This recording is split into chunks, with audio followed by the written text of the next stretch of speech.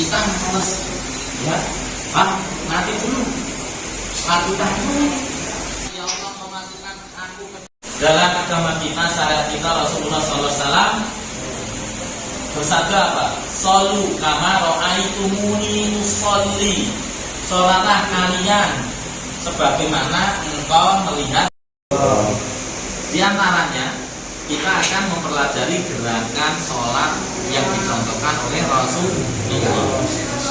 Yang pertama yang kita lakukan saat awal sholat pertama, dan ingat niat itu letaknya di dalam hati itu. Terus setelah niat kita melakukan apa? Takbiratul ihram. Ingat, takbiratul ihram yang rukun, yang mutlak syarat wajibnya adalah lafadznya. Ingat lafaz takbir gimana? Itu yang rukun ya. Makanya kita tidak boleh meninggalkan takbiratul ihram. Sekali tertinggal, sholat kita dianggap tidak sah atau tidak dipakai. Makanya jangan sampai tertinggal ya.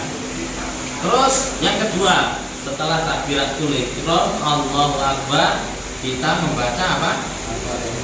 Sebelum Al-Fatihah lagi doa iftitah atau istiftah, sama. Iftitah atau istiftah sama saja.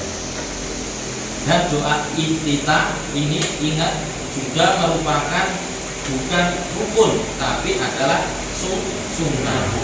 Jadi kalau jenengan umpama datang di sholat jemaah, imam udah memulai baca Bismillahirrahmanirrahim, itu nggak usah baca doa iftitah, langsung saja takbir Allahu Akbar diikuti.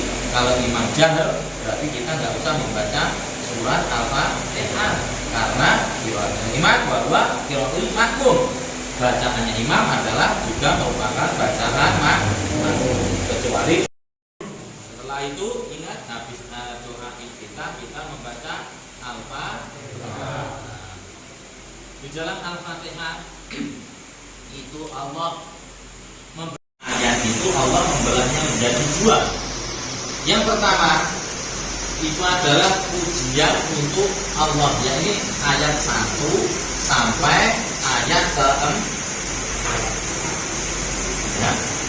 Sampai iyyaka na'budu wa iyyaka nasta'in, sampai situ atas.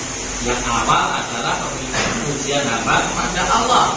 Setelah ada bunyi iyyaka na'budu wa iyyaka nasta'in, itulah hamba untuk dikasih rahmat oleh Allah.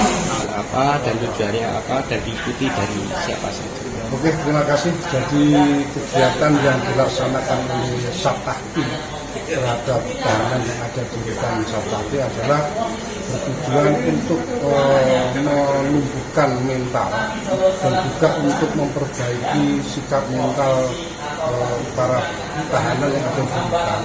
Karena apa, selama ini mereka melakukan suatu perbuatan pidana, kemudian kita ajak untuk belajar sholat, kita ajak untuk belajar mengaji dengan tujuan supaya mentalnya bisa tumbuh, sehingga selama di dalam dia bisa mengurangi atau minimal bisa menumbuhkan perbuatan yang baik. Itu tujuannya. Jadi pesertanya adalah dari para tersangka yang ada di dalam, kemudian juga didampingi oleh anggota kepolisian serta anggota Sabtahti. Kemudian untuk yang mengajar, kita bekerjasama dengan Ustadz yang ada di luar, karena beliau adalah relawan, di mana beliau tidak meminta imbalan apapun dari kita. Tapi di suatu saat juga diajar oleh anggota Polresragen, jadi sifatnya gantian. Kebetulan hari ini yang mengajar adalah dari luar. Demikian. Ya, ini jumlah tahanannya ada berapa? Untuk jumlah tahanan saat ini ada 38, tapi ada sebagian yang beragama Nasrani. Yang beragama Nasrani tetap kita juga melakukan pembinaan secara rohani, nanti kita panggil juga orang yang beragama Nasrani, walaupun bukan pendeta tapi minimal bisa memberikan pencerahan terhadap tahanan yang beragama Nasrani. Pak, harapannya apa Pak dengan adanya kegiatan siraman roh ini? Harapannya namanya tahanan juga manusia, di mana memang mereka itu melakukan suatu perbuatan, sehingga dengan kita adakan pengajian, kita adakan pembelajaran untuk sholat, supaya bisa merubah mental daripada tersangka, kemudian bisa mendekatkan diri kepada Allah, bisa berdoa, mudah-mudahan perbuatan yang mereka lakukan dengan banyak berdoa, mudah-mudahan semua proses penyidikan bisa lancar, kemudian mereka berharap juga nantinya bonusnya Yang ngasih tausiahnya? Yang ngasih saat ini adalah Pak Ustadz Sugi, itu dari Karangmalang. Beliau itu adalah dalam arti tidak memungut biaya. Pemirsa panjenengan pangkat sekalian. Oh, saya Yanto, saya pangkat itu kasat kaki Murasati. Di antaranya kita akan mempelajari gerakan sholat yang dicontohkan oleh Rasulullah. Yang pertama yang kita lakukan saat awal sholat adalah apa? Pertama, dan ingat niat itu letaknya di dalam itu. Terus setelah niat kita melakukan apa? Takbiratul ihram. Ingat, takbiratul ihram yang rukun, yang mutlak syarat wajibnya adalah lafadznya. Ingat lafaz takbir gimana?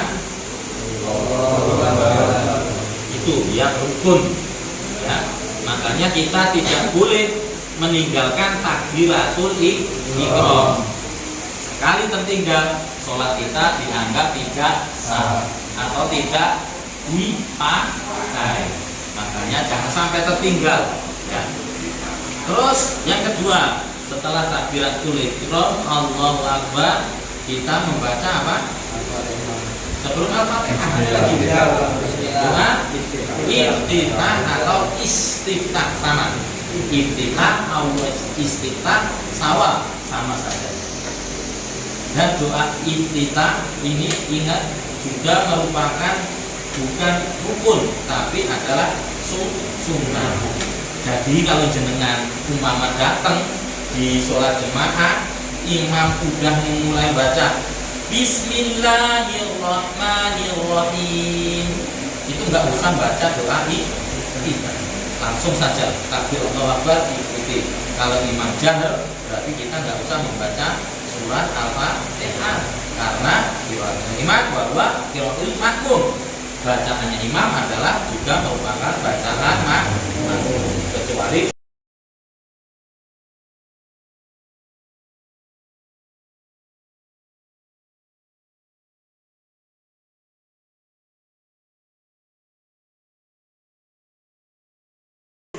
setelah itu ingat habis doa iftitah kita membaca Al-Fatihah.